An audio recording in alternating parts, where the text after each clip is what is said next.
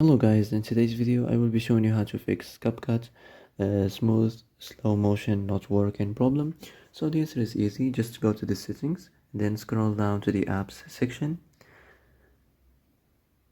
and then go to the search and search Capcut, and next go to the storage, and here you will find this clear cache option. Click on it. Now you can go check it if it worked, and if it didn't you can try to restart your phone or turn the Wi-Fi off and on, or the Bluetooth or the airplane mode. Also, you can try to clear data, but be careful. If you clear data, all the Capcut's data will be deleted. This includes all files, the settings, the accounts, the databases, etc. So be careful if you want to clear your data. Well, that's it for today's video. I hope this is the answer you've been looking for. If you like this video, don't forget to like and subscribe. And that's it. See you in the next video.